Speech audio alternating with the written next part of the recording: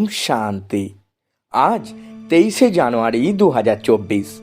প্রাতমুরলি ওম শান্তি বাপদাদা মধুবন। বাবা বলছেন, মিষ্টি বাচ্চারা, বাবা যেমন সুইট এর পাহাড়, সেই রকম বাচ্চারা তোমাদেরকেও সুইট বাবা আর তার উত্তরাধিকারকে স্মরণ করে মোস্ট সুইট হতে হবে। প্রশ্ন: এখন তোমরা কোন বিধিতে নিজেদেরকে সেভ করে সব কিছুকেও সেভ করে নাও? উত্তরে বাবা খুব মিষ্টি করে আমাদের সকল বাচ্চাদের বোঝাচ্ছেন। বাবা বলছেন, তোমরা বলো, বাবা দেহসহ আমাদের খড়কুটোর মতো সামান্যতম যা কিছু আছে সেই সব কিছু তোমাকে দিয়ে দেব, আর তোমার থেকে আবার ভবিষ্যতে অর্থাৎ সত্য যুগে নেব। এতে তোমরা যেন সেফ হয়ে গেলে। সব কিছু বাবার সিন্ধুকে সেভ করে দাও। এ হলো শিব বাবার সেফটি ব্যাংক। তোমরা বাবার সেফে থেকে অমর হয়ে ওঠো। তোমরা মৃত্যুর উপর বিজয় প্রাপ্ত করো। শিব বাবার হলে তো সেফ হয়ে গেলে, আর কেবল উচ্চ পদ প্রাপ্ত করার জন্য পুরুষার্থ করতে হবে। ওম শান্তি। বাবা বাচ্চাদেরকে জিজ্ঞাসা করছেন, মিষ্টি বাচ্চারা, তোমরা নিজেদের ভবিষ্যতের পুরুষোত্তম মুখ দেখতে পাও? পুরুষোত্তম পোশাক দেখতে পাও? বুঝতে হবে যে আমরা ভবিষ্যতে নূতন সত্যযুগী দুনিয়াতে এই লক্ষ্মী নারায়ণের বংশাবলিতে যাব, অর্থাৎ সুখ ধামে যাব বা পুরুষোত্তম হব। স্টুডেন্ট যখন পড়াশোনা করে তখন তার বুদ্ধিতে থাকে আমি অমুক হব। তোমরাও জানো যে তোমরা বিষ্ণুর রাজবংশী হবে, কেননা বিষ্ণুর দুই রূপ হলো লক্ষ্মী আর নারায়ণ। এখন তোমাদের বুদ্ধি অলৌকিক, আর কারোর বুদ্ধিতে এই কথা থাকবে না। এখানে তোমরা জানো যে আমরা সত্য বাবা শিব বাবার সাথে বসে আছি।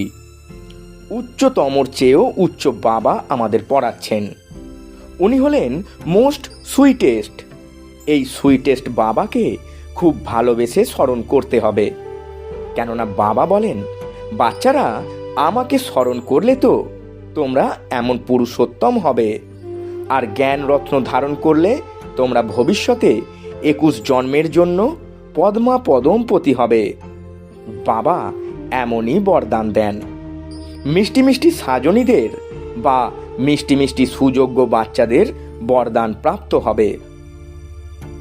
মিষ্টি মিষ্টি বাচ্চাদের দেখে বাবা খুশি হন। বাচ্চারা জানে এই নাটকে সবাই নিজেদের পার্ট প্লে করছে। অসীম জগতের বাবাও এই অসীম জগতের ড্রামাতে তোমাদের সম্মুখে উপস্থিতির ভূমিকা পালন করছেন। সুইটেস্ট বাবা সুইট বাবার সুইট বাচ্চাদের চোখের সামনে থাকেন। আত্মা এই শরীরের অর্গ্যানসের দ্বারা একে অপরকে দেখে। তোমরা তো হলে সুইট চিলড্রেন। বাবা জানেন যে আমি বাচ্চাদের খুবই সুইট বানাতে আসি। এই লক্ষ্মীনারায়ণ তো হলেন মোস্ট সুইট, তাই না? যেমন এদের রাজধানী সুইট, তেমনি এদের প্রজাও হলো সুইট। যখন মন্দিরে যাও তখন এই দেবদেবীর মূর্তি কত সুইট দেখতে পাও। কোথাও মন্দির হলে তো আমাদের সুইট দেবী দেবতাদের দর্শন হয়। দর্শনার্থীরা ভাবে তারা এখানে সুইট স্বর্গের মালিক ছিলেন। শিবের মন্দিরেও কত শত শত মানুষ যায়, কারণ তিনি খুবই সুইটেস্ট থেকেও সুইটেস্ট। এই শিব বাবার অনেক মহিমা করা হয়। বাবা বলছেন, বাচ্চারা তোমাদেরও অত্যন্ত মোস্ট সুইট হতে হবে। বাচ্চারা সুইট থেকে সুইট বাবা তোমাদের সামনে বসে আছেন। তিনি হলেন গুপ্ত। এনার মতো সুইট আর কেউ হতে পারে না। বাবা যেন সুইটের পাহাড়। সুইট বাবা এসে এই তিক্ত দুনিয়াকে বদলে সুইট করছেন। বাচ্চারা জানে সুইটেস্ট বাবা আমাদের মোস্ট সুইটেস্ট করে তোলেন। একদম বাবার সমান গড়ে তোলেন। যে যেমন সেরকমই তো গড়বেন। তাই ওই রকম সুইটেস্ট হওয়ার জন্য সুইট বাবা আর সুইট উত্তরাধিকারকে স্মরণ করতে হবে। বাবা বাচ্চাদেরকে বারংবার বলেন, মিষ্টি বাচ্চারা, নিজেকে অশরীরী মনে করে আমাকে স্মরণ করলে আমি প্রতিজ্ঞা করছি স্মরণের দ্বারাই তোমাদের সব দুঃখ যন্ত্রণার সমাপ্তি হবে। তোমরা এভার হেলদি এভার ওয়েলদি হবে। তোমরা মোস্ট সুইট হয়ে যাবে।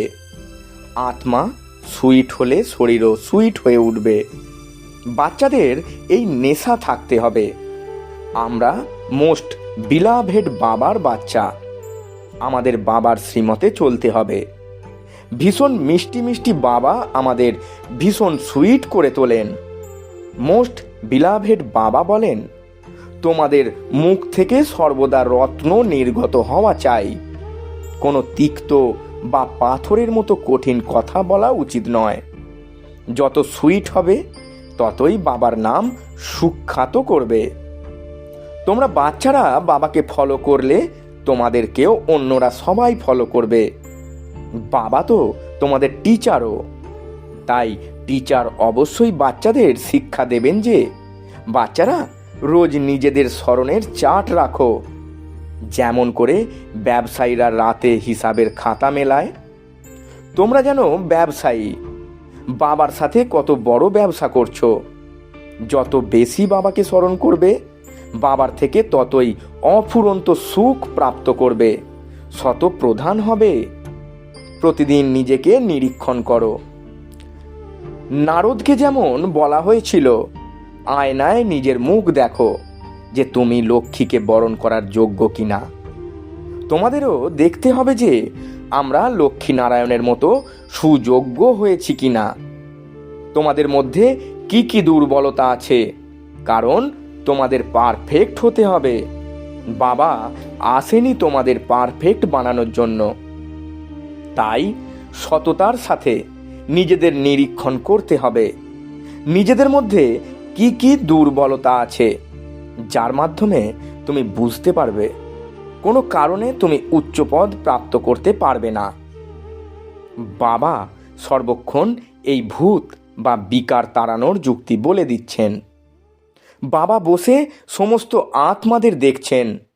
কারোর কোনো দুর্বলতা দেখলে তাকে কারেন্ট প্রদান করেন, যাতে তার বিঘ্ন সেরে যায়।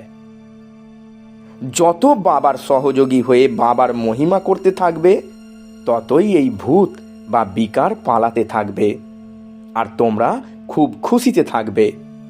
সেই জন্য নিজেদের সম্পূর্ণ নিরীক্ষণ করতে হবে। সারা দিনে মনসা বাচা কর্মনাতে কাউকে দুঃখ দিইনি তো। সাক্ষী হয়ে নিজের আচার আচরণ দেখতে হবে।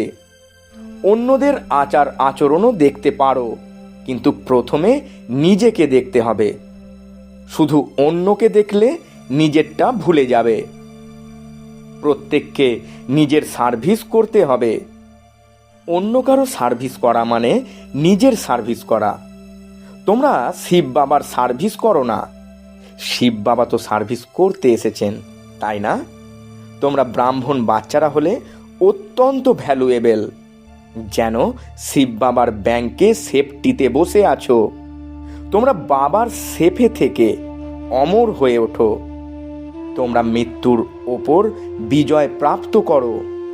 শিব বাবার হয়ে গেলে তো সেফ হয়ে গেলে। তা সত্ত্বেও উঁচু পদ প্রাপ্ত করার জন্য পুরুষার্থ করতে হবে। দুনিয়াতে মানুষের কাছে যতই ধন দৌলত থাক না কেন, সে সবই শেষ হয়ে যাবে, কিছুই থাকবে না। তোমাদের অর্থাৎ বাচ্চাদের কাছে তো এখন কিছুই নেই, এই দেহও নেই। এই দেহ বাবাকে দিয়ে দাও। যার কাছে কিছুই নেই, তার কাছে যেন সব কিছুই আছে। অসীম জগতের বাবার সাথে লেনা দেনা করছো ভবিষ্যতে নূতন দুনিয়ার জন্য। তোমরা বলো, বাবা দেহসহ তুচ্ছ যা কিছু আছে সবই তোমাকে দিয়ে দিচ্ছি, আর তোমার থেকে আবার ভবিষ্যতে অর্থাৎ সত্যযুগে সব কিছু নেব। তোমরা এইভাবে সেফ হয়ে গেলে। সব কিছু বাবার সিন্ধুকে সেফ হয়ে গেল। বাবা বলছেন, বাচ্চারা, তোমাদের ভিতরে কত খুশি থাকা চাই। আর অল্প সময় বাকি আছে, আবার আমরা নিজেদের রাজধানীতে যাব। তোমাদের কেউ জিজ্ঞাসা করলে বলো, বাহ, আমরা তো অসীম জগতের বাবার থেকে অসীম জগতের সুখের উত্তরাধিকার প্রাপ্ত করছি। এবার হেলদি ওয়েলদি হচ্ছি, আমাদের সব মনস্কামনা পূর্ণ হচ্ছে। বাবা বোঝান, মিষ্টি বাচ্চারা, এখন দেহি অভিমানী হও। যোগের শক্তিতে তোমরা কাউকে সামান্য বোঝালে শীঘ্রই তার তীর বিঁধবে। কারোর তীর লাগলে একদম মূর্ছিত হয়ে যায়। প্রথমে মূর্ছিত হয়, তারপর বাবার হয়। বাবাকে ভালোবেসে স্মরণ করলে বাবাও কাছে টেনে নেন। কেউ কেউ তো স্মরণ করেই না। বাবার দয়া হয়, তবুও বলেন, বাচ্চারা, উন্নতি করো, প্রথম নম্বরে এসো। যত উচ্চ পদ প্রাপ্ত করবে ততই বাবার কাছে আসবে, আর ততই অপার সুখ প্রাপ্ত হবে। পতিত পাবন তো হলেন এক বাবাই, সেই জন্য এক বাবাকেই স্মরণ করতে হবে। শুধুমাত্র এক বাবাকেই নয়, তার সাথে আবার সুইট হোমকেও স্মরণ করতে হবে। শুধু সুইট হোমকেই নয়, ধন সম্পদও তো চাই, সেই জন্য স্বর্গধামকেও স্মরণ করতে হবে। অবশ্যই পবিত্র হতে হবে। বাচ্চাদের যতটা সম্ভব অন্তর্মুখী হয়ে থাকতে হবে। অতিরিক্ত বলো না, শান্ত হয়ে থাকো। বাবা বাচ্চাদেরকে শিক্ষা দেন, মিষ্টি বাচ্চারা, অশান্তির বিস্তার করো না। নিজের ঘর গৃহস্থে থেকেও অনেক শান্তিতে থাকো, অন্তর্মুখী হয়ে থাকো। অতি মধুরভাবে কথা বলো। কাউকে দুঃখ দিও না, ক্রোধ করো না। ক্রোধের ভূত থাকলে স্মরণে থাকতে পারবে না। বাবা কত মধুর, তাই বাচ্চাদেরও বোঝান। বুদ্ধিকে বিভ্রান্ত করো না, বহির্মুখী হও না, অন্তর্মুখী হও। বাবা কত লাভলি, পিওর। বাচ্চারা, তোমাদেরকেও নিজের সমান পিওর করে তোলেন। তোমরা যত বাবাকে স্মরণ করবে ততই অপরিসীম লাভলি হয়ে উঠবে। দেবতারা কত লাভলি যে এখনো তাদের জড়চিত্রকে পূজা করা হয়। তাই বাবা বলেন, বাচ্চারা, তোমাদের আবার এই রকম লাভলি হতে হবে। কোনো দেহধারী কোনো বস্তু যেন স্মরণে না আসে। এত ভালোবেসে বাবাকে স্মরণ করতে হবে, ব্যাস, যেন বসে বসে প্রেমের অশ্রু বইতে থাকবে। বাবা, ও মিষ্টি বাবা, তোমার কাছ থেকে তো আমার সব কিছুই প্রাপ্ত করা হয়ে গেছে। বাবা, তুমি আমাদের কত লাভলি করে তুলেছ। আত্মা লাভলি হয়ে ওঠে, তাই না? যেমন বাবা হলেন অত্যন্ত লাভলি, পিওর, তেমন পিওর হতে হবে। অনেক ভালোবেসে বাবাকে স্মরণ করতে হবে। বাবা, তুমি ছাড়া আমাদের সামনে দ্বিতীয় কেউ আসবে না। বাবার মতো সুন্দর কেউ নেই। প্রত্যেকেই সেই এক প্রিয়তমের প্রিয়তমা হয়ে ওঠে। তাই সেই প্রিয়তমকে খুবই স্মরণ করতে হবে। বাবা বলছেন, লৌকিক প্রেমিক প্রেমিকারা কেউই একসঙ্গে থাকে না। একে অপরকে একবার দেখে নিল, ব্যাস। তাই বাবা বলেন, মিষ্টি বাচ্চারা, একমাত্র মামেকম স্মরণ করলে তোমাদের জীবন তরি পার হয়ে যাবে। যেরকম মিষ্টি বাবার দ্বারা আমরা হীরের তুল্য হয়ে উঠছি, এই রকম বাবার সাথে আমাদের কতখানি ভালোবাসা আছে। খুবই ভালোবাসার সাথে বাবাকে স্মরণ করে ভিতরে রোমাঞ্চ অনুভূত হওয়া উচিত। যাই ডিফেক্ট থাকুক সেটা সরিয়ে পিওর ডায়মন্ড হতে হবে। যদি সামান্যতম খাঁটি কম হয় তবে ভ্যালু কমে যাবে। নিজেকে খুবই ভ্যালুয়েবল হিরে তৈরি করতে হবে। বাবার স্মরণে থাকার জন্য যেন মন ব্যতিব্যস্ত হয়ে ওঠে। ভুলে গেলে চলবে না, বরং আরও বেশি স্মরণে ব্যতিব্যস্ত থাকতে হবে। বাবা বাবা বলে একদম স্থির, শান্ত, শীতল হয়ে যেতে হবে। বাবার থেকে কত বিশাল পরিমাণে উত্তরাধিকার প্রাপ্ত হয়। তোমরা বাচ্চারা এখন নিজের দৈবী রাজধানী স্থাপন করছো। পুরুষার্থ তো সবাই করে। যে বেশি পুরুষার্থ করে সে বেশি পুরস্কৃত হয়। এটাই হলো নিয়ম। স্থাপনার কাজ চলছে। একে দৈবী রাজধানী বলো বা বাগানই বলো। বাগানেও নম্বর অনুযায়ী ফুল হয়। কোনো বাগানে তো ফার্স্ট ক্লাস ফল হয়, কোনোটায় অল্প ফল হয়। এটাও তেমনই। কল্পপূর্বে যেমন মধুর হয়েছ, সুগন্ধিতও হয়েছ, তা নম্বর অনুযায়ী পুরুষার্থ অনুসারে ভ্যারাইটি ফুল আছে। বাচ্চারা সুনিশ্চিত যে অসীম জগতের বাবার দ্বারা আমরা স্বর্গের মালিক হচ্ছি। স্বর্গের মালিক হলে অনেক খুশি থাকে। তাই বাবা বসে বাচ্চাদের দেখেন। মালিকের নজর তো ঘরের দিকেই থাকে। তিনি দেখতে থাকেন তোমাদের কি কি গুণ আছে, কি কি অবগুণ আছে। বাচ্চারাও জানে। সেই জন্য বাবা বলেন, নিজের দুর্বলতা নিজেই লেখো। সম্পূর্ণতাও কেউ প্রাপ্ত করেনি, হ্যাঁ করবে। কল্প কল্প করেছে। বাবা বোঝান মুখ্য দুর্বলতা হলো দেহ অভিমান। দেহ অভিমান খুবই পীড়াদায়ক, স্থিতিকে এগোতে দেয় না। এই দেহকেও ভুলে যেতে হবে। এই পুরানো শরীর ছেড়ে যেতে হবে। দৈবী গুণও এখানে ধারণ করে যেতে হবে, ফিরে যেতে হবে। তাই কোনো দোষ ত্রুটি থাকা চলবে না। তোমরা তো হিরে হবে। তোমাদের মধ্যে কি কি ফ্ল মানে দোষ ত্রুটি বা খুঁত আছে সেটা তো তোমরা জানো।